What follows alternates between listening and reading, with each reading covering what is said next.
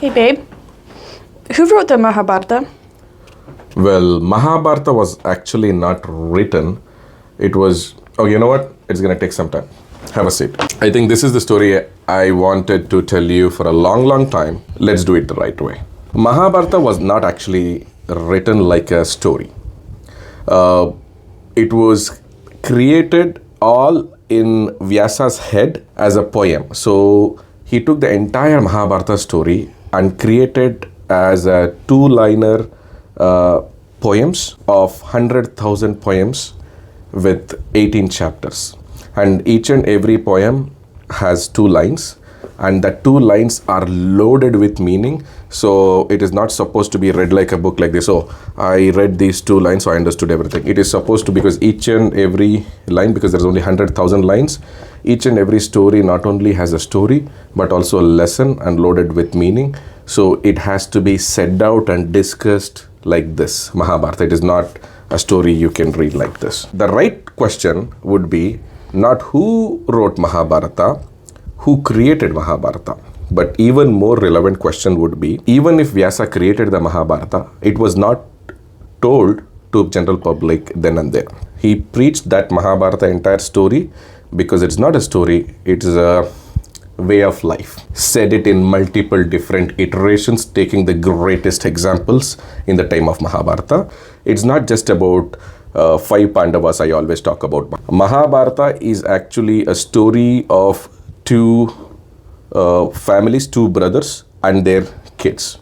One is Panduraja, who had 5 kids, and another one is Dhritarashtra, who had 101 kids.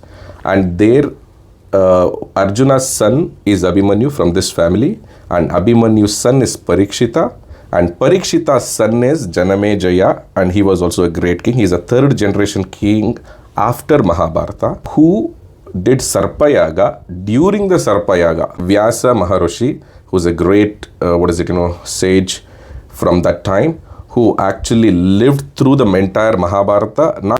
But he not only lived Mahabharata, he wrote it, he preached it, and when his great-grandson, you can say, asked Vyasa Rishi during the Sarpa Yaga, can you please tell the story of our ancestors? That will be Kuru Vamsha. So you can say Mahabharata is story of Kuru family, and this was originally told for the first time in public when Janamejaya was doing a Sarpa Yaga. During that time, he asked, hello, Maharshi Vyasa, can you please tell us our ancestor story? When he told his, one of his student, that is Vaishampayana. So Vaishampayana told the entire story during the break of Sarpa Yaga. So what is Sarpa Yaga? Sarpa Yaga. Sarpa means, Sarpa means like snake. We don't consider those snakes as regular snakes. We call it Sarpa as a kind of species that can actually become snakes and also turn into human form as and when they wish. They are more powerful. They actually live in something called as a Patal Loka, that is under Bhuloka, that is under earth. And realm where they live and have special powers as well.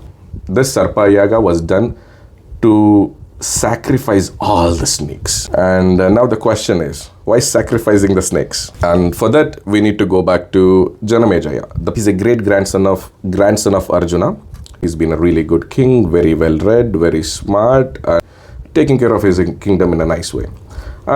And these times, these kings actually had people who can come in and, express their, tell their prayers and, issues so that, the king can solve it. In the king court, this young monk walks in and he says, Janamejaya, what are you doing? You are supposed to be doing something important. You're supposed to be taking revenge for your father's death. You're just relaxing. What is this? You left your primary thing, and it's been like years since your father died, and you've come to power and you've been ruling, and you've forgotten about your primary purpose to take revenge for your father's death. He's like, what do you mean my father's death? I thought my father had a natural death because his father died when he was very young. So he turns to his ministers and he says, what does this monk say? Like, what does he mean by, my father's death? I thought it was a natural death. What happened? Janamejay's father was a really good king as well. Just like Janamejaya, his name is Parikshita. Parikshita being a really good king, he's also a really good hunter, and he was such a great marksman. If he once puts a mark, he will never miss it. When Janamejaya was very young, his father, Parikshita, who's also king, went out for a hunt. So when he went out for a hunt, he started chasing this deer. He shoots the arrow and the deer escapes. And he was on his foot at this time, so looking for the deer and lands up in this Goshala.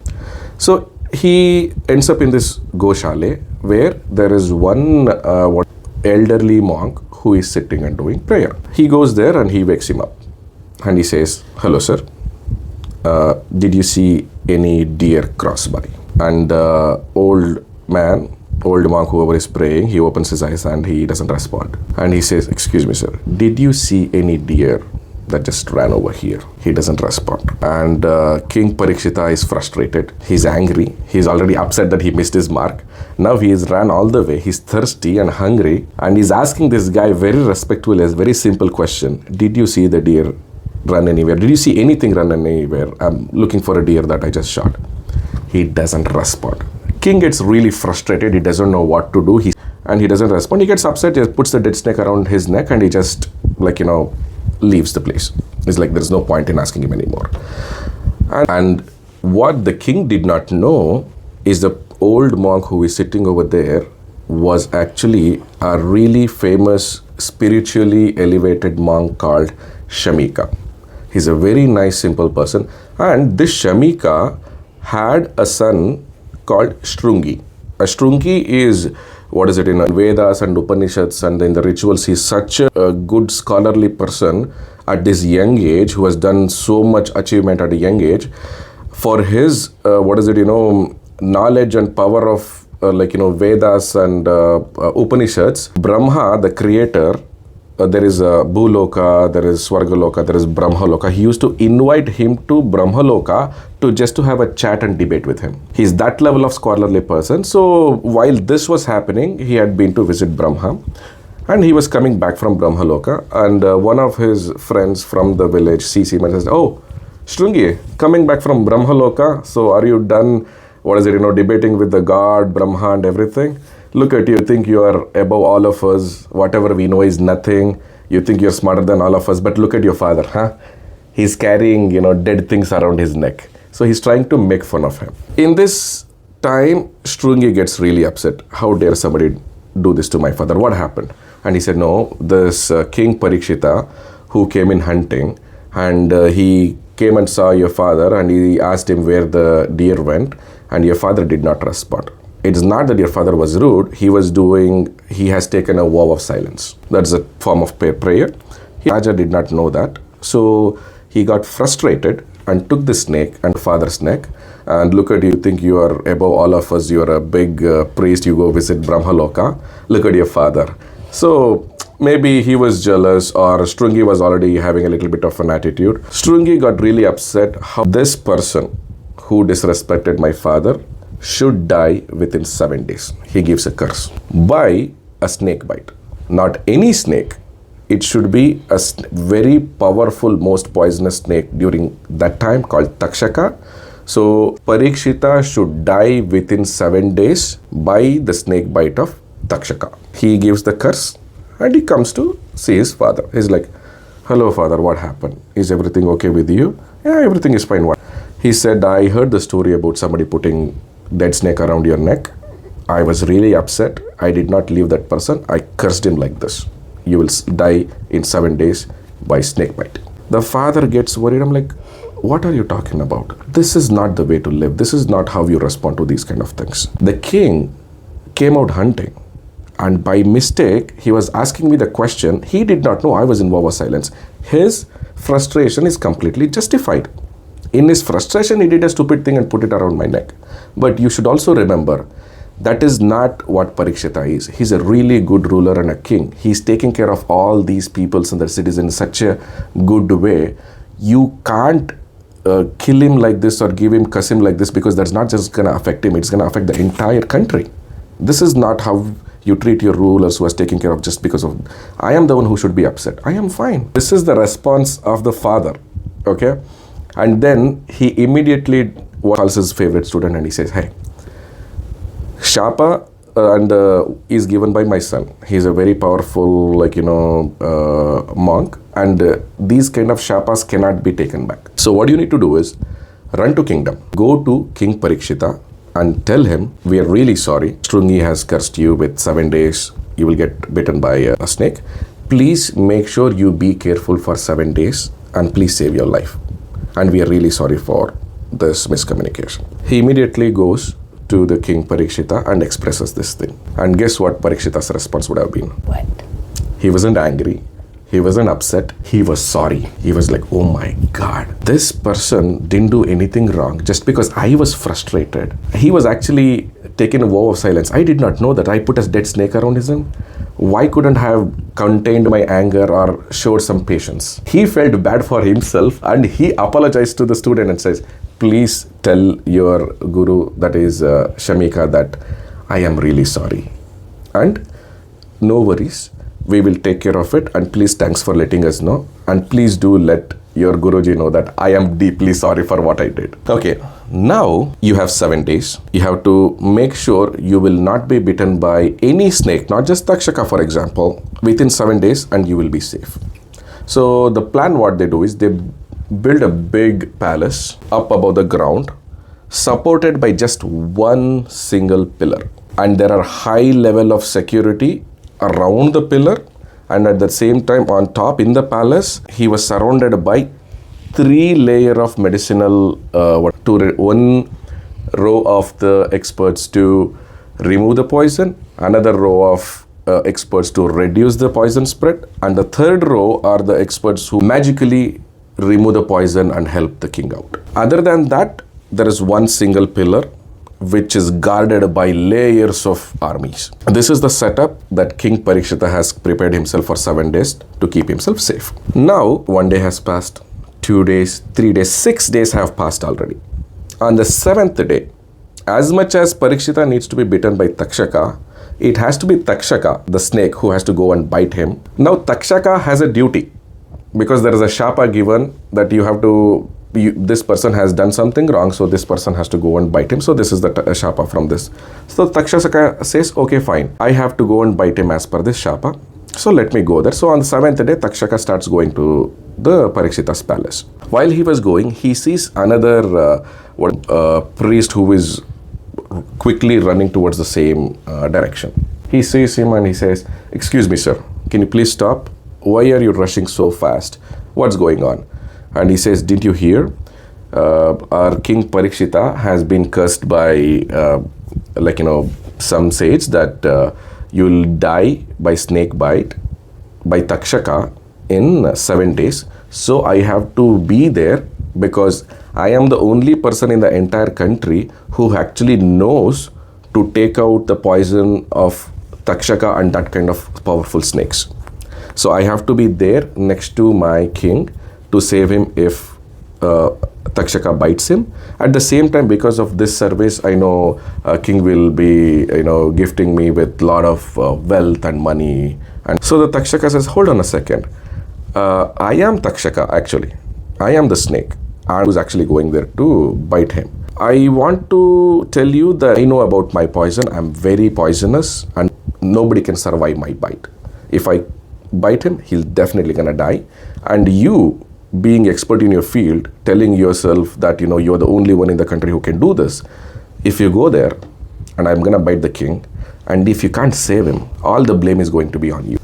You shouldn't be made fun of or ashamed of not doing the work. Let us put it to test.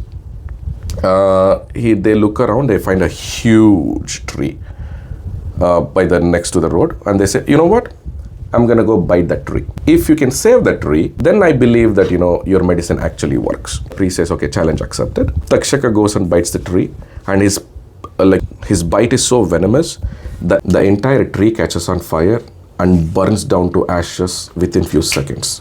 The priest sees it and he goes and sits next to that ashes. He does his whole rituals, mantras, and whatever the remedy he has to do, and finishes the remedy. And he gets up and walks a couple of steps back. As Takshaka says, there's going to be one tiny little 2 leaves that comes out and grows into a huge tree within a minute. Takshaka says, fantastic. I believe you now. Yes, you can actually cure my poison. Question for you. This is his lifetime. This is all the number of years Parikshita has got. No matter what you try to save, you can't go against the karma. If he has to die today, even if you try to save him, he will die. At the same time, if he still has some years left in his life, even if I bite him, he will survive. So I don't want you to go against the will of God. Go against karma and try to save him when he's supposed to die. Because even if you try to save him, it is not your medicinal power that did not save him. It is actually his time is up. That is why he's going to die. So listen to me. Save your face. Go back to your town or your village. You want money? I'll give you money and riches. You save your face, you got your money and riches, Parikshita's time is up. Let me go and take care of it. So the priest thinks about it, you're right. So he takes the money and he goes back. Now Takshaka goes to Parikshita's palace. And he sees it is guarded by armies under the palace, and also you can't even get to the palace. So what he does is he calls up a couple of his Sarpa friends, the snake friends, and he asks them to turn into Brahmanas, group of Brahmanas who are coming from forest doing some kind of prayer for Parikshita's life. And holy water and prayed fruits from the god. And they said, we are coming from the jungle, we are for the life of king, we have brought in this holy water and fruits for the king. So they say, okay, please take it up. So they cross the army, they bring it up to the palace and they give it to the king. But he doesn't take it. He's like, please leave it over there. And thank you so much for bringing the fruit. And all the Brahmanas leave. And it's almost the end of day 7. The sun is almost down. And the Parikshita is now fully confident that this is not going to happen. I'm end of 7 today. I'm going to be alive. I'm not going to die. Now he says, okay, everybody, I know you guys have been kind of, waiting for this and I've been hungry all day. That was blessed and brought from all the Brahmanas from the jungle. Let's all have some food and relax. So he takes up the fruit and he sees in the fruit there is one tiny worm. It has a black head, red body, very distinctive. He sees the worm and says, hey, look at this. I'm supposed to be killed by Takshaka, the biggest badass snake, within 7 days. I was saved by Takshaka itself. He couldn't even come here and kill me. What is this tiny little worm gonna do? Look at this tiny worm. So he takes this worm and puts it on his neck. And immediately that tiny worm turns into Takshaka and it bites him. Again, the venom is so poisonous. People actually jump out of the palace because the entire palace on top of the pillar burns down with Parikshita in it. And then everybody is like, okay, fine. That is how the Parikshita dies. And all these things was explained to ministers to the king. That is Parikshita's son, Janamejaya. And his response is not anger or upset or why didn't you guys tell me this before? This is why they keep mentioning how good of a king Parikshita is, because even after the curse he said, oh my, I'm so sorry, how can I disrespect such a great man? And now when somebody tells him your father was killed like this, his response was, the conversation between Takshaka and the priest who was supposed to save my father happened somewhere on the street when nobody was around. How do you guys know this happened? Because you're just blaming Takshaka. He just came in to do exactly what he's supposed to do. Then they say, hang on a second. A woodcutter from our palace had been to collect firewood who was actually on top of that big tree that was burned down. When the tree burned down, he was also burned down. When the tree was rejuvenated, with the tree, all the birds and the leaves and anything on top of the tree, even the woodcutter on top of the tree was also regenerated and rejuvenated or came back to life. So after this, the woodcutter immediately came to the palace, and by the time he told all the story, all the biting and the burn down are already gone, but he later told everybody the story, this has happened. So that is how they actually know Takshaka actually sent this guy away. So Parikshita says, fine. But why should I take revenge on Takshaka when my father did something bad and he was given a curse and according to curse, Takshaka came and bit my dad. Why should I take revenge on Takshaka? This is as per the rule, as per the policy. Everything happened according to the order. That is when Uttanka says, Janamejaya, this is where you are getting things wrong. And to even before we came to this story, the reason Uttanka was very upset with Takshaka and came to Janamejaya was Takshaka, the snake, had actually wronged Uttanka as well. Although he was being really nice, minding his own business, Takshaka came in harmed as well. So Uttaka came and told Janamejaya, Takshaka is a bad snake. He's been doing all these things for ages. He did it to your father as well. You need to take care of this. So when he says, if everything is according to the curse, why should I punish Takshaka? For that Uttanka responds, if your father was bitten by Takshaka, the priest could have saved him. So Takshaka would have done his job, the priest would have done his job, your father would have been alive, everything would have been fine. It is actually Takshaka's cunningness and sneakiness that made and tricked this priest to go away, or else your father could have been alive even if Takshaka was bitten. So since Takshaka acted wrongly, it was his devious nature to kill your father despite of the curse, despite he knows other people would have been saved. His intention is not to just bite your father just as been told. His intention was to make sure your father stays dead. Because of this, you need to do a Sarpa Yaga, and which will make you sacrifice snakes to the gods, in which you will also sacrifice Takshaka. Now your question might be, hang on a second, if Takshaka is the one who wronged everybody, why are we doing Sarpa Yaga to kill all the snakes? For that story, we'll see in next episode. Okay. See you. Now let me finish my jigsaw puzzle. See you.